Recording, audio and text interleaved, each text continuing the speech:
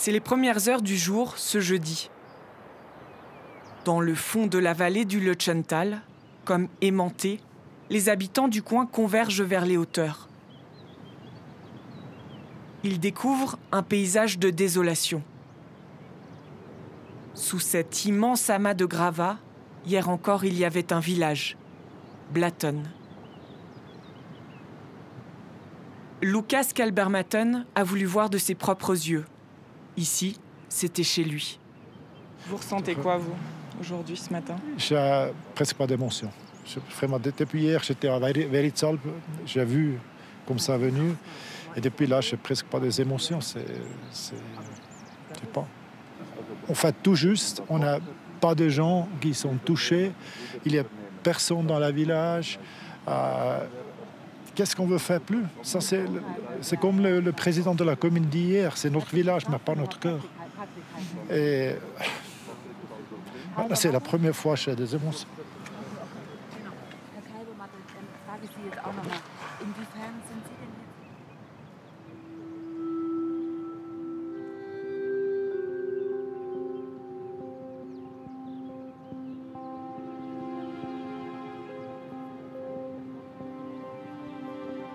L'inimaginable s'est produit, la montagne est tombée.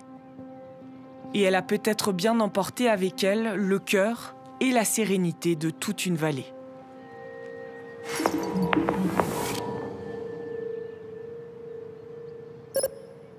Il y a 10 jours, voilà à quoi ressemblait encore Blatten. Nous avions rencontré Lucas en pleine évacuation. Comme les 300 autres habitants de la commune, il avait dû abandonner sa maison en urgence et son hôtel, l'Edelweiss. Ma femme a téléphoné, on doit évacuer le village. Et c'est pour ça que j'ai seulement le téléphone, le porte-monnaie et ça, les habits que je porte. Des tonnes de roches étaient en train de tomber du Kleines Nestorn, menaçant la vallée. La femme de Lucas, elle, avait décidé de rester dans un hameau au-dessus de Blatten pour s'occuper des personnes âgées.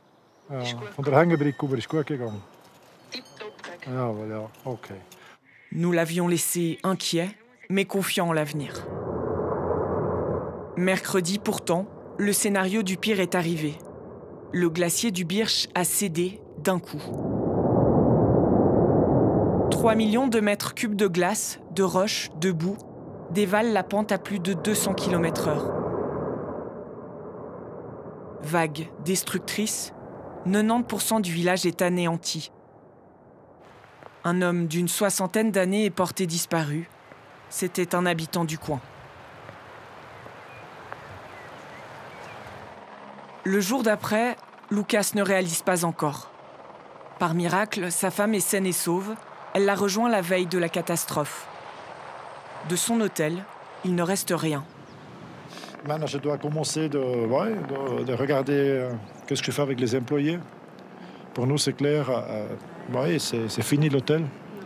Mon grand-père qui a fondé, qui fait, c'est toute la villa, c'est la 3e génération. Ouais. Ouais.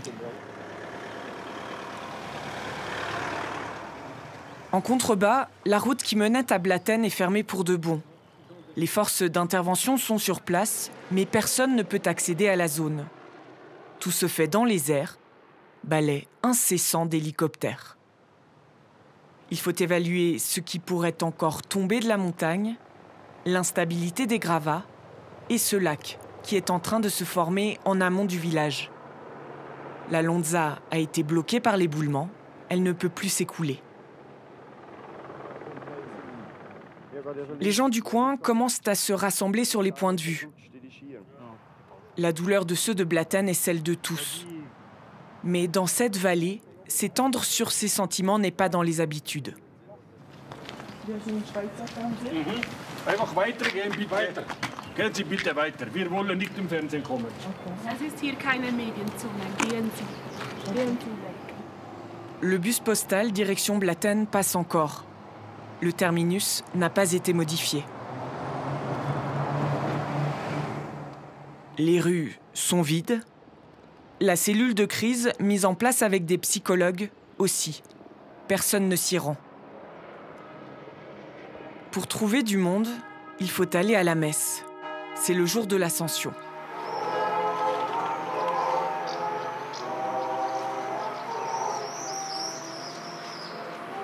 Ici, c'est à l'église que les émotions s'expriment.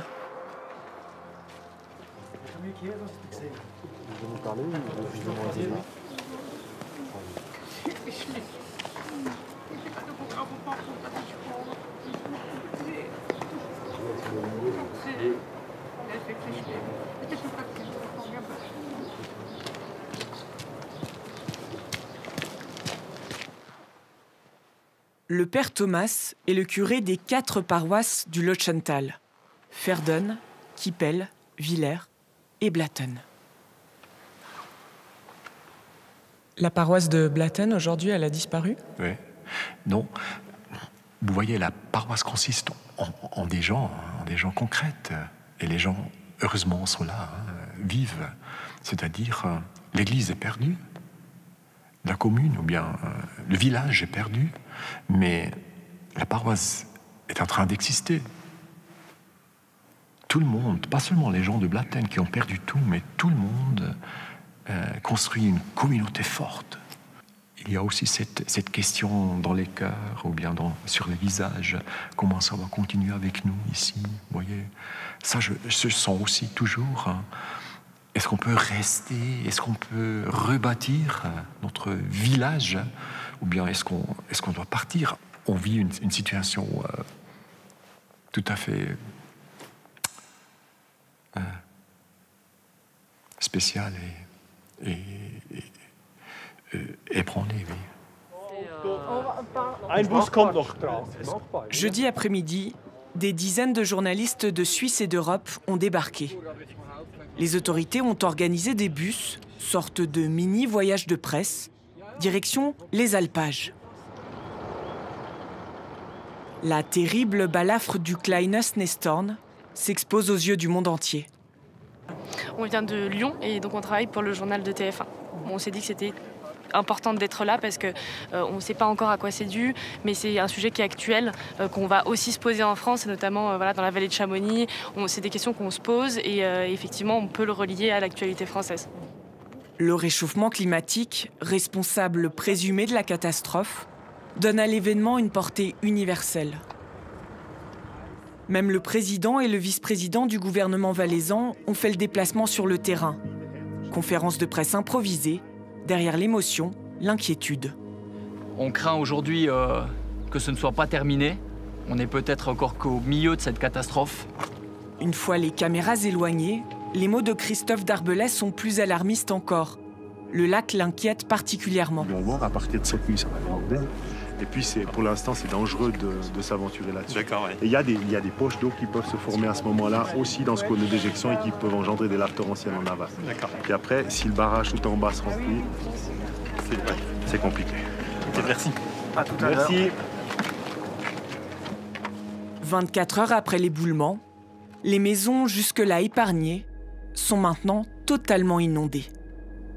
Le niveau monte à une vitesse folle, jusqu'à 3 mètres par heure. Après la montagne, l'eau est la nouvelle menace. Jeudi soir, conférence de presse de l'état-major de crise, sous tension. Que se passerait-il si la digue, le monticule derrière nous venait à rompre soudainement? Et on sait que les événements soudains et les worst-case scénarios, depuis hier, peuvent se produire. Et donc nous avons analysé... Une lave torrentielle qui déferlerait jusqu'à la vallée du Rhône. Cette nuit, tous les regards se tournent vers la Lonza, surveillée comme du lait sur le feu.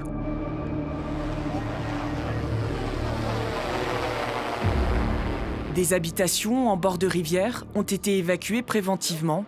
D'autres pourraient l'être si la rivière sort de son lit. La protection civile, l'armée sont sur le qui-vive. La vallée du Lotschental s'endort dans l'angoisse d'une seconde catastrophe naturelle.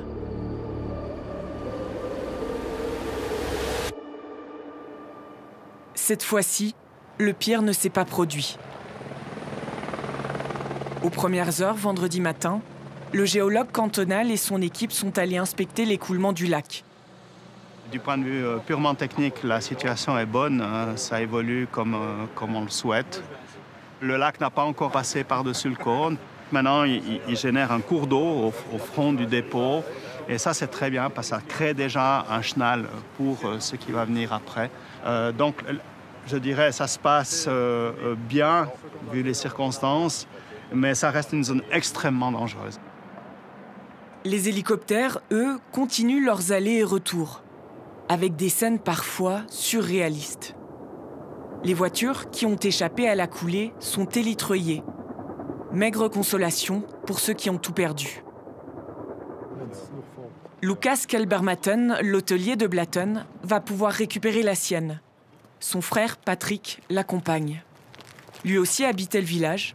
Cette route, ils l'ont empruntée des milliers de fois. C'est la première fois que vous vous approchez comme ça de la zone? Oui. Oui. Madame, je peux vous dire ce que ça me fait. Dites-moi. Vous voulez voir des émotions? Oui. Je vous montre des émotions. Venez là avec la caméra. Je vous montre des émotions. Ça.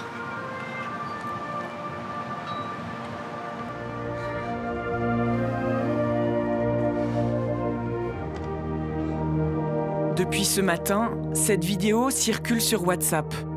C'était le jour de la fête Dieu dans leur village, il y a quelques années. Ça, c'est les émotions.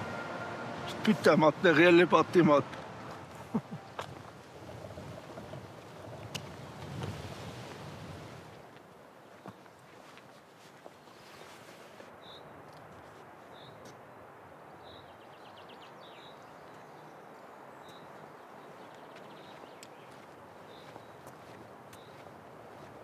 Wir treffen uns nächste Woche. Die José und so kommen hoch nächste Woche. Dann treffen wir uns. Ich melde mich. Okay. Ja, ciao, ciao. Tschüss. Ciao. Ja, det er bare totalskade.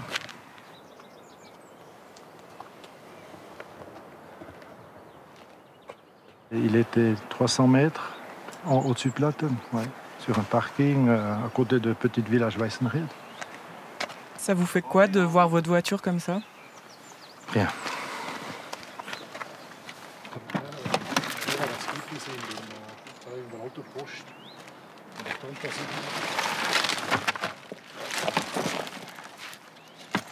Et pourquoi il y a des sacs d'intervention dans le coffre? Alors ma femme, elle était first responder, le système qu'on a dans tous les cantons du Valais. C'était une raison parce qu'elle est montée et pas descendue. Et on a trouvé une bonne idée qu'elle reste à haut. Comme ça, il y a quand même une personne qui a un peu l'idée de choses médicales pour aider.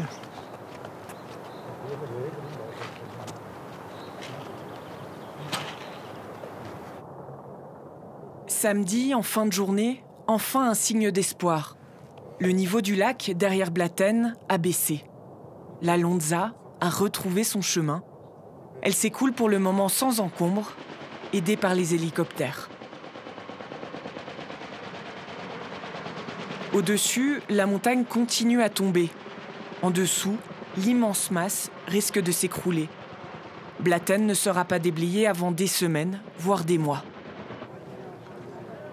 Au même moment, dans la salle communale de Villers, les habitants sont réunis pour une séance d'information.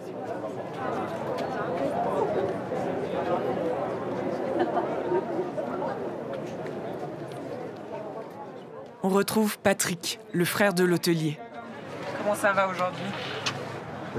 Le matin, je me réveille et puis j'espère que j'ai eu un cauchemar. Mais après, je réalise que c'est la vérité. Merci.